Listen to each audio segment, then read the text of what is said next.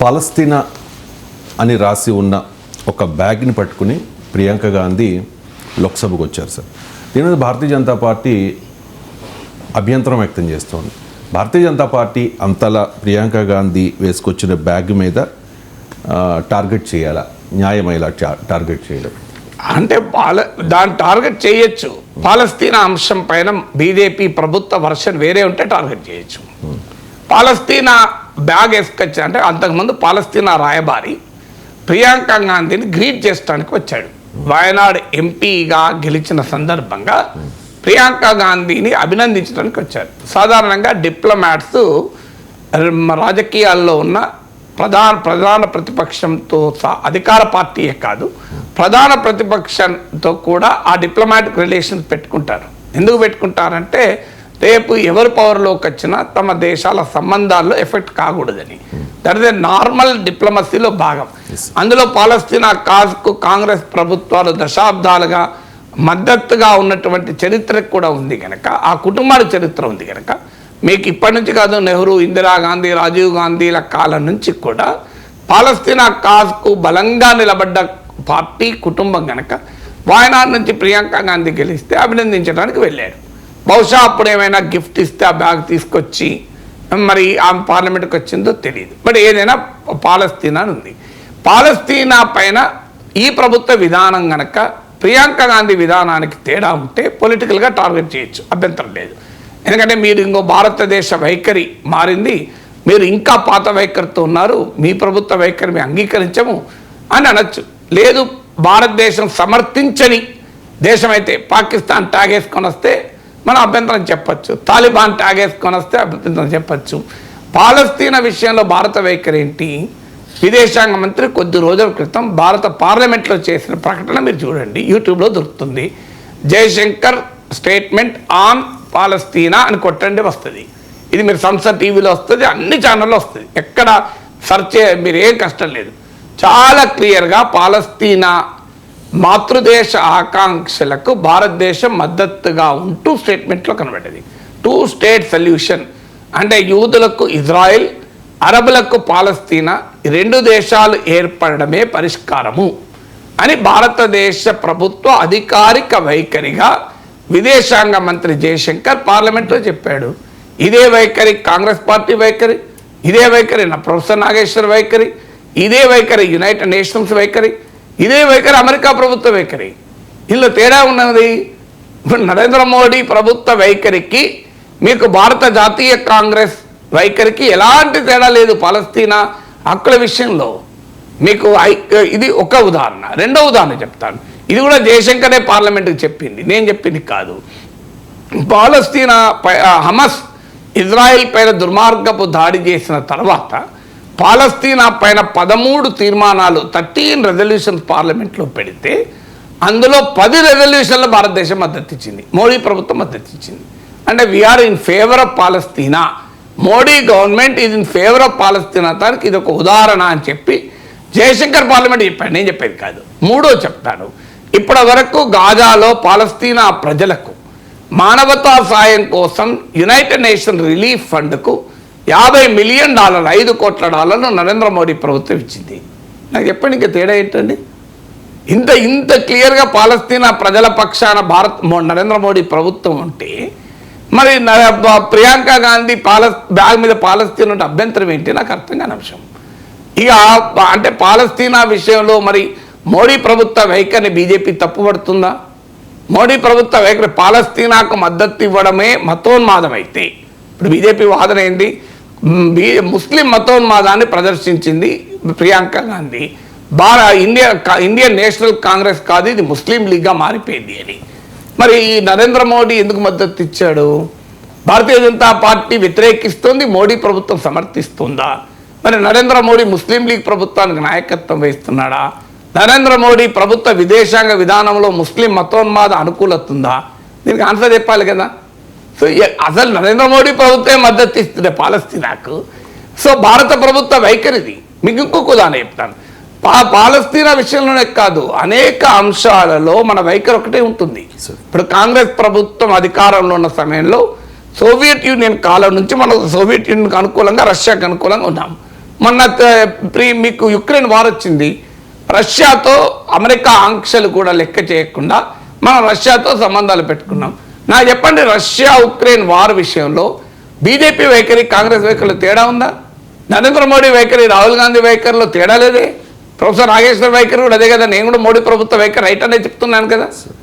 So ఇందులో ఇన్ని ఉదాహరణలు. బంగ్లాదేశ్లో షేక్ హసీనా ప్రభుత్వం మద్దతు, ఇందిరాగాంధీ హయాంలో మొదటి ఆశ్రయం ఇచ్చారు. ఇప్పుడు సెకండ్ ఆశ్రయం ఎవరిచ్చారు? నరేంద్ర మోడీ ఇచ్చారు. అణు విస్ఫోటనాలు ఇప్పటి వరకు దేశంలో 2 సార్లు జరిగాయి. మొదటి 1974లో కాంగ్రెస్ ప్రభుత్వ హయాంలో జరిగింది, ఇందిరాగాంధీ హయాంలో. రెండవది 1998 అటల్ బిహారీ వాజ్పేయి హయాంలో జరిగింది.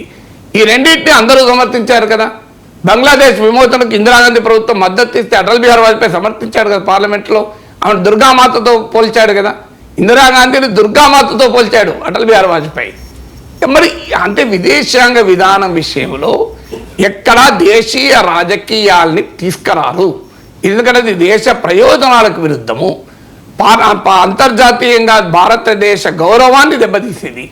ఇప్పుడు పాలస్తీనాకు మద్దతు ఇవ్వడము ముస్లిం మతోన్మాదం అయితే, United Arab Emirates, Saudi Arabia రాజులతో ఆలింగనం చేసుకోవడం మతోన్మాదం కాదా? ఇప్పుడు నరేంద్ర మోడీ యుఏఈ రాజుతోని సౌదీ రాజులతో చాలా క్లోజ్గా ఉన్న ఫోటోలు లేవా? నేను ముస్లిం దేశాల రాజరిక వ్యవస్థలను నరేంద్ర మోడీ ప్రభుత్వం సమర్థించడం లేదా? మీరు ఎన్ని దేశాలు ఖతార్ రాజును తో సంబంధాలు లేవా? అసలు ఎన్నడూ కాంగ్రెస్ ప్రధానమంత్రి కూడా పోని ప్లేస్లకు కూడా నరేంద్ర మోడీ వెళ్ళలేదా ముస్లిం దేశాలకు? మరి వాళ్ళందరితో సంబంధాలు ఉంటే అది ముస్లిం మతోన్మాదం అవుతుందా? ఇప్పుడు United Arab Emirates, Saudi Arabia అయితే కరడుగట్టిన ముస్లిం దేశాలు కదా. ఉన్నంతలో పాలస్తీనా ప్రజలు పాపం సెక్యులర్, ఉన్నంతలో సెక్యులర్, రిలేటివ్లీ సెక్యులర్. మరి ఇప్పుడు టర్కీ ప్రధాని భారతదేశం ఇన్వైట్ చేయలేదా ఎర్డగాన్ను? భారత్కు వ్యతిరేకంగా కాశ్మీర్ పైన వ్యాఖ్యలు చేసే మనిషి కదా. అందువల్ల ఇంటర్నేషనల్ రిలేషన్స్, ఫారిన్ పాలసీలో డొమెస్టిక్ పాలిటిక్స్ పట్టుకొచ్చి పాలస్తీనా అంశం పైన మద్దతుగా ఒక సింబాలిక్గా బ్యాక్ పైన పాలస్తీనా ఉంటుంది. ముస్లిం మతోన్మాదము, ముస్లిం లీగ్ అయితే మరి నరేంద్ర మోడీ ప్రభుత్వం తీసుకున్న వైఖరి కూడా ముస్లిం మతోన్మాదం. ఇక బంగ్లాదేశ్ హిందువుల గురించి మాట్లాడతలేరు. ఈ బ్యాగ్ పార్లమెంటుకు పాలస్తీనా ట్యాగ్ ఉన్న బ్యాగ్ వేసుకున్న రోజు కలకత్తా వీధుల్లో కాంగ్రెస్ పార్టీ భారీ ప్రదర్శన చేసింది. బంగ్లాదేశ్ హిందువులపై దాడులు ఖండిస్తూ నరేంద్ర మోడీ ప్రభుత్వం బంగ్లాదేశ్ హిందువుల్ని కాపాడాలి అని డిమాండ్ చేస్తూ. తేడా ఏంటండి? దానికి ఏం సంబంధం? బంగ్లాదేశ్లో హిందువులను కాపాడాలన్న విషయంలో అన్ని పార్టీల వైఖరి ఒకటే. బీజేపీ వైఖరి, కాంగ్రెస్ వైఖరి, సిపిఎం వైఖరి, నక్సలైట్ల వైఖరి, అందరి వైఖరి ఒకటే కదా. ఇందులో తేడా ఉన్నది. అది మోడీ ప్రభుత్వం ఏమీ చేయలేకపోతుంది కదా. ఆర్ఎస్ఎస్ పిలిపించింది, మీరు ప్రపంచ మద్దతు కూడగట్టండి అని. ప్రపంచ మద్దతు కూడగట్టిందా? యునైటెడ్ నేషన్లో నరేంద్ర మోడీపై బంగ్లాదేశ్ హిందువులు కాపాడని ఎందుకు పిలిపిస్తలేడు? ఎందుకు జయశంకర్ యునైటెడ్ నేషన్స్కి వెళ్ళి గట్టిగా ఒక తీర్మానం ఎందుకు పెడతలేం మనం ఎందుకు వరల్డ్ కాన్ఫరెన్స్ పెట్టి బంగ్లాదేశ్ హిందువులకు మద్దతుగా ప్రపంచ దేశాధినేతలు ఎందుకు పిలవడం లేదు మన ఢిల్లీకి? ఏ అంతర్జాతీయ వేదిక పైన బంగ్లాదేశ్ హిందువుల వాయిస్ను నరేంద్ర మోడీ ప్రభుత్వం వినిపించిన కుక్కుదాన చెప్పండి. మరి ఎక్కడైనా ఏడన్నా బంగ్లాదేశ్ హిందువుల గురించి ఇంకో పలానా వేదిక పైన మేము రైజ్ చేసాం, ఓ ఇంటర్నేషనల్ కాన్ఫరెన్స్ పెట్టండి బంగ్లాదేశ్ హిందువులకు మద్దతుగా, దానికి ట్రంప్ను పిలవండి, ఓ మెసేజ్ ఇచ్చిన వాళ్ళం అవుతాం కదా. ప్రపంచ అధినేతలు అందరినీ పిలవండి, ఎవరు వస్తే వాళ్ళు వస్తారు, ఎవరు రాకపోతే వాళ్ళు రారు. డొనాల్డ్ ట్రంప్ అయితే ఎన్నికల టైంలో కూడా హిందువులు కాపాడుతాను మాట్లాడాడు కదా, పిలవండి ట్రంప్ను. మీరు యునైటెడ్ నేషన్స్లో రైజ్ చేయండి, ఎందుకు రైజ్ చేస్తలేదు ఇండియన్ గవర్నమెంట్? దీనికి ఆన్సర్ ఉండాలి కదా. అదే నేను చూశాను sir. External affairs minister S Jaishankar made a significant statement in parliament regarding the Israel-Palestine conflict, reaffirming India's support for a two-state solution. While speaking in the Rajya Sabha, Jaishankar addressed India's decision to abstain from voting on certain resolutions related to the Gaza conflict at the United Nations General Assembly. He also responded to a query about the International Criminal Court's arrest warrant against Israeli Prime Minister Benjamin Netanyahu and former Defense Chief Gallant. అందుకే stand of the government of India. మన నరేంద్ర మోడీ ప్రభుత్వ వైఖరి నేను చెప్పేది, పాలస్తీనా మన మద్దతు. పాలస్తీనాకు మద్దతు అనే విషయంలో భారతదేశ రాజకీయ అభిప్రాయంలో ఎలాంటి తేడా లేదు. పాలస్తీనాకు మద్దతు ఇచ్చే విషయంలో ఎన్డీఏ సర్కార్ వైఖరి వేరే రకంగా ఉంటే అప్పుడు పాలస్తీనా బ్యాగ్ తీసుకొచ్చి తెలియచేయచ్చు. అందులో లేదు, భారతదేశానికి వ్యతిరేకంగా ఆ దేశం వ్యవహరిస్తే మనం చేయదు. ఇప్పుడు పాకిస్తాన్ టాగేసుకుని వస్తే ఖచ్చితంగా ప్రియాంకని తప్పు పట్టాల్సిందే. కానీ పాలస్తీనా ప్రజలు, పాలస్తీనా ప్రభుత్వం, పాలస్తీనా లిబరేషన్ ఆర్గనైజేషన్ ఇది ప్రో ఇండియా అండి. ఇప్పుడు మనకు యాసర్ అరాఫత్కు ఉస్మానియా విశ్వవిద్యాలయం గౌరవ డాక్టరేట్ ఇచ్చింది. పాలస్తీనా లిబరేషన్ ఆర్గనైజేషన్ హెడ్గా ఉన్న యాసర్ అరాఫత్కు ఉస్మానియా విశ్వవిద్యాలయం గౌరవ డాక్టరేట్ ఇచ్చింది. అంత గౌరవం ఇచ్చాం మనం. అందువల్ల మోడీ ప్రభుత్వ వైఖరి కూడా అదే. నాకు గుర్తున్నంత వరకు సబ్జెక్టు వెరిఫికేషన్, పాలస్తీనా ప్రెసిడెంట్ మీకు పిఏ పాలస్తీన్ అథారిటీ అంటారు, వెస్ట్ బ్యాంక్లో ఉన్న పాలస్తీన్ అథారిటీ ప్రెసిడెంట్ను మన ఇండియన్ గవర్నమెంట్ మోడీ గవర్నమెంట్ కూడా ఇన్వైట్ చేసినట్టు గుర్తు నాకు ఈ 10 ఏళ్లలో. అది కూడా చెక్ చేయాలి. మహమ్మద్ అబ్బాస్ అంటారు, పాలస్తీన్ ప్రెసిడెంట్ మహమ్మద్ అబ్బాస్ భారత ప్రభుత్వ అధికారిక అతిథిగా కూడా వచ్చి వెళ్ళినట్టు గుర్తు నాకు, సబ్జెక్టు వెరిఫికేషన్. సో అందువల్ల ఇవన్నీ మన వైఖరిలో ఎలాంటి తేడా లేదు. ఇది పరస్పర విరుద్ధమైన అంశం కాదు. బంగ్లాదేశ్ హిందువుల అంశము, పాలస్తీనా ప్రజల అంశము, ఎక్కడ అన్యాయానికి గురైన ప్రజలున్నా భారతదేశం నిలబడింది అండగా. ఇక్కడే కాదు, దక్షిణాఫ్రికాలో నల్లజాతీయులకు అండగా నిలబడింది, నమీబియా అంగాలాలో నల్లజాతి ప్రజలకు అండగా నిలబడింది. భారతదేశం ప్రపంచవ్యాపితంగా ఎక్కడ అణచివేతకు గురైన ప్రజలున్నా ఆ ప్రజలకు మద్దతుగా నిలబడింది. శ్రీలంకలో తమిళ ప్రజలకు మద్దతుగా నిలబడింది. తమిళులు కనుక నేను నిలబడలే. శ్రీలంకలో తమిళ ప్రజలకు మద్దతుగా నిలబడితే, తమిళులు అనుకో నిలబడితే, దక్షిణాఫ్రికాలో శ్వేతజాతీయ దురహంకార ప్రభుత్వానికి వ్యతిరేకంగా, వైట్ రేసిస్ట్ రెజిమ్కి వ్యతిరేకంగా నల్లజాతీయుల హక్కులకు ఎందుకు నిలబడదండి భారతదేశం?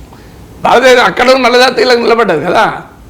So Martin Luther king Mahatma Gandhi చేత ఇన్స్పైర్ అయిపోయి అమెరికాలో ఉద్యమం నడిపారని బరాక్ ఒబామా భారత పార్లమెంట్లో మాట్లాడాడు.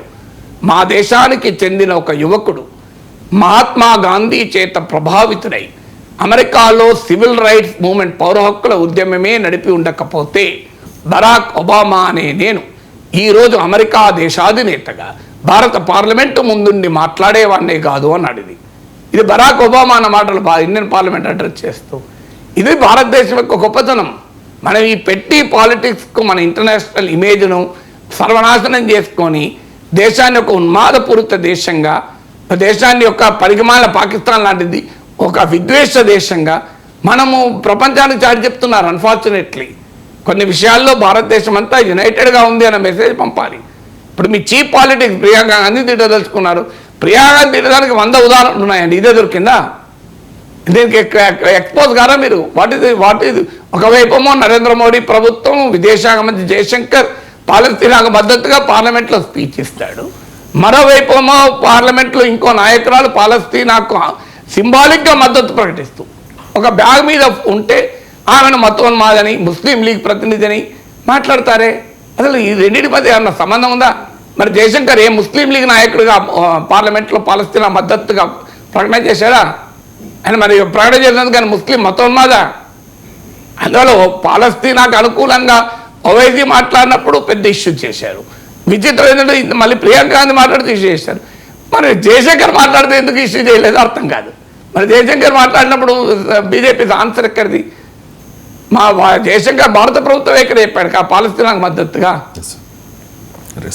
Mohammad Abbas visited India in 2005, 2008, 2010, 2012 and in May 2017 on his third state visit. During his visit in 2017, President Abbas had discussions with Rashtrapati ji and Prime Minister also.